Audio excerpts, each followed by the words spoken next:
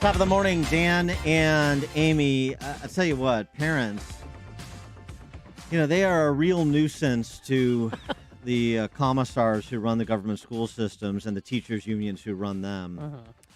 And it just makes it that much more difficult for those individuals to keep up appearances.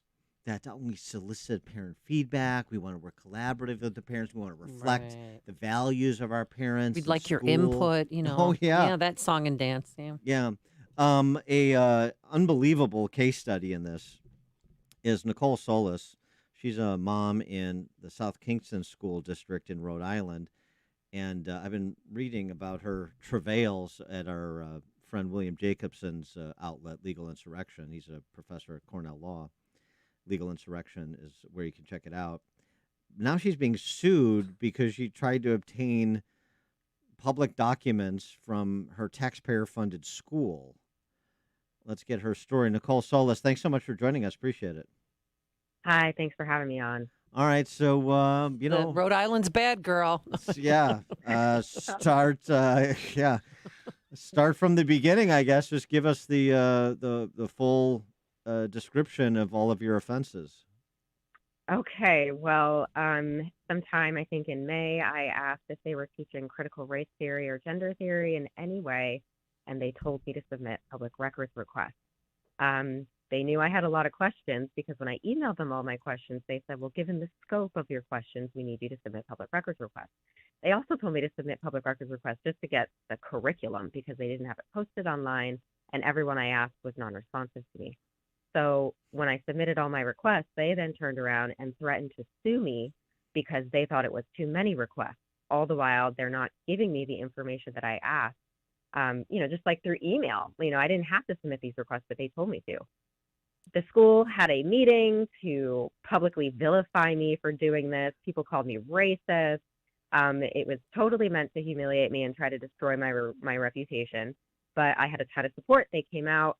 My community came out and supported me. The school board voted not to sue me, but now 2 months later, the NEA is suing me, and they're trying to stop the release of these public records that I requested now.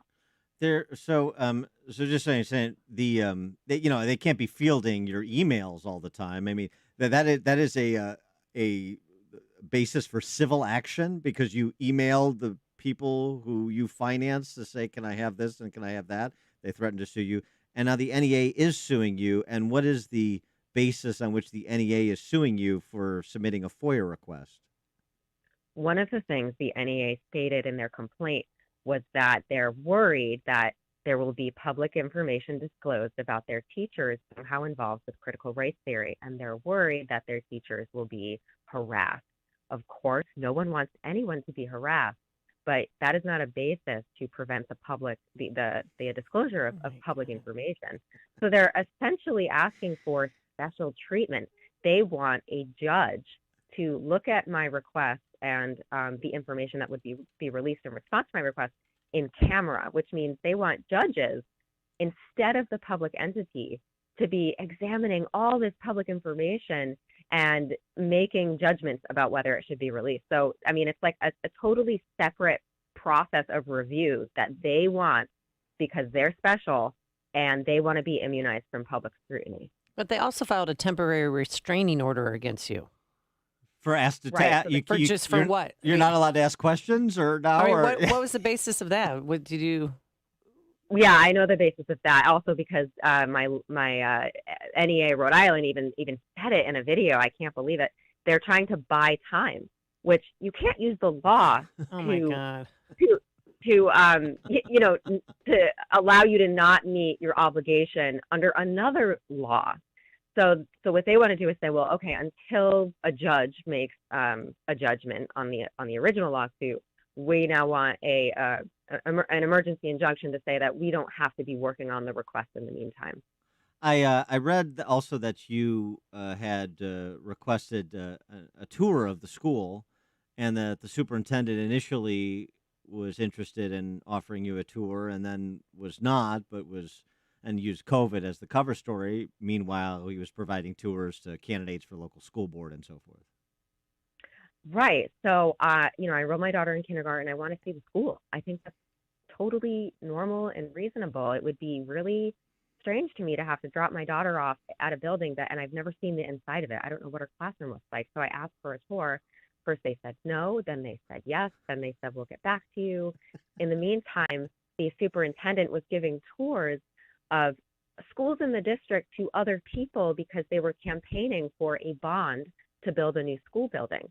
So they select who they want to work with as parents based on their politics. So they'll give a parent a tour if they think that parent is going to vote for something, in the school district like a bond, but they won't give me a tour because I just want to know what my daughter's kindergarten classroom looks like. They can't be bothered with that. So you need to like organize a tactical unit to break into your daughter's kindergarten classroom. I mean, at that point, I think that's my only option. And I know other people I'm friends with their kids are going into kindergarten, so they contacted me and said, "Well, I want a tour."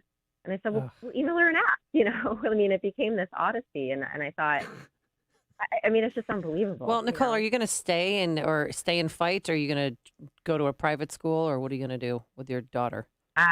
Yeah, so my daughter's going to a private school now. I couldn't, keep her here. I'm afraid she would be a target. I'm obviously a target now, so I don't think that she would be safe in this school system with the way that they've treated me.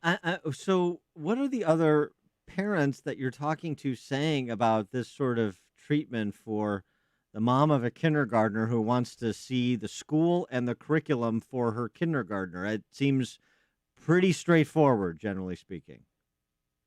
It is pretty straightforward. I've heard from people, one person who's worked in education for a long time told me that the curriculum is not technically a public document that you need to request. Curriculum is lesson materials. It should be accessible for inspection in a school building. There's even a law in Rhode Island that says that. So, and additionally, other parents have told me that they're told to submit public records requests like anytime they have a question about something. So the school is using this public records request process in order to evade questions. And of course, they're complaining that, oh, Nicole submitted so many. But I had people in my town email me and say, well, hey, all this time that they're complaining that you're making so much work for them, they told me to submit a public records request because I just had a single question. So they keep telling people to do it, but then they're going to publicly say, oh, this is so much work for me. So it really undermines their narrative that they are the victim here. And it's so much work for you. And then the other thing they do is say, okay, so we'll comply with your public school, with your records request, I should say. And it's going to be $10,000 in order to get the information you want. Well, one request came back as $9,000, and here's really the joke about the estimates of public records requests. I had submitted a public records request, and they said that'll be $9,000.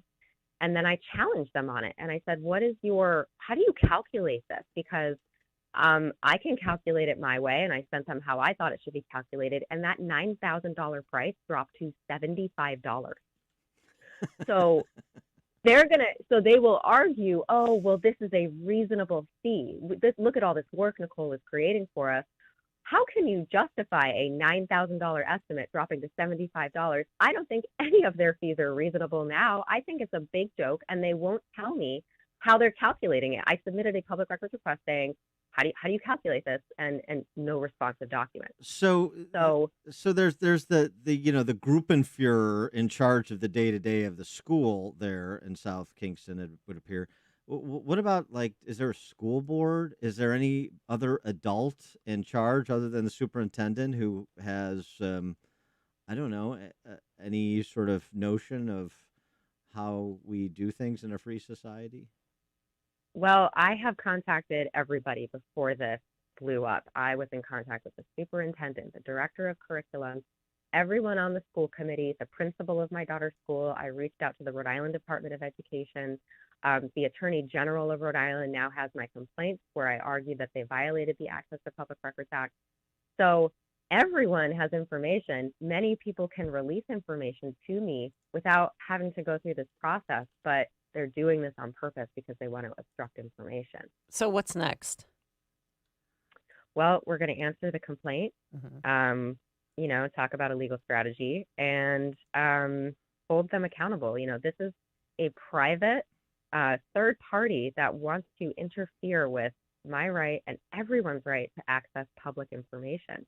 And they, I think, want to set precedent that teacher unions will be treated specially under the Access to Public Records Act in Rhode Island. And they just are not entitled to that. If teacher union members are engaging school officials in matters of public concern, that information should be disclosed publicly. Yeah, I mean, the fact this is a controversy, your lawyer should respond to the NEA's complaint with a laugh track, is what he should do. But I'll tell you what, this is an incredible case. But the real exposure here is the teachers' unions in charge of the school.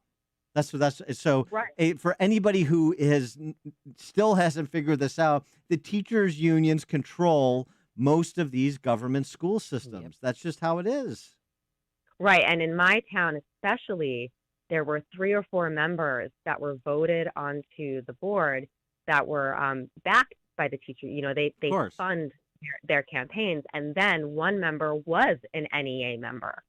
So the school committee and the teacher unions are one and the same.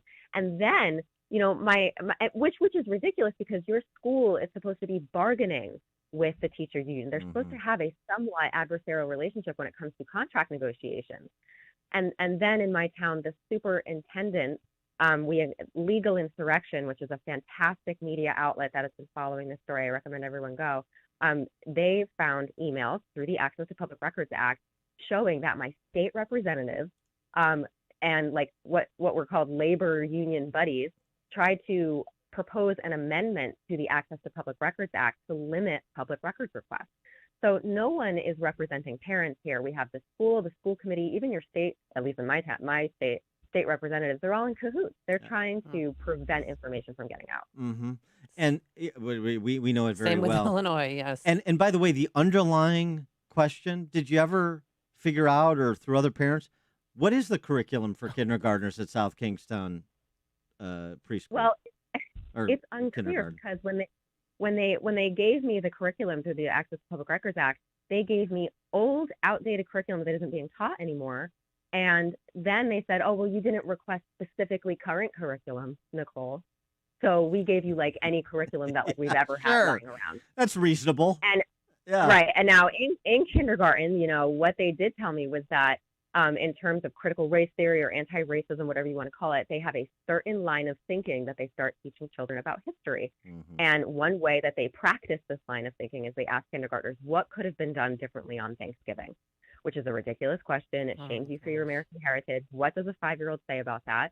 And then with gender theory, they don't call children boys and girls in kindergarten. Right. They don't use gender terminology. So they pretty clearly told me that they are using political ideology in their classroom. And when I said, well, how exactly do you do it in every grade? Because they said that they do it in every grade.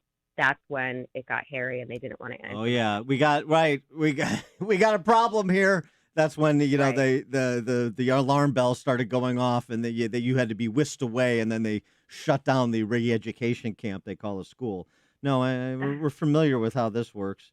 Nicole Solas, mother in South Kingston School District in Rhode Island. Incredible story. Tweeted out some of the summary of it, which you find at legalinsurrection.com. Nicole, thanks so much for joining us. Good luck with this fight with the NEA, and we'll stay in touch. We'll look forward to hopefully a resolution in your favor on all of this. Thank you so much. Thank you. And she joined us on our turnkey.pro answer line. If you're talking about it, Dan and Amy are talking about it. It's Chicago's Morning Answer on AM 560. The Answer.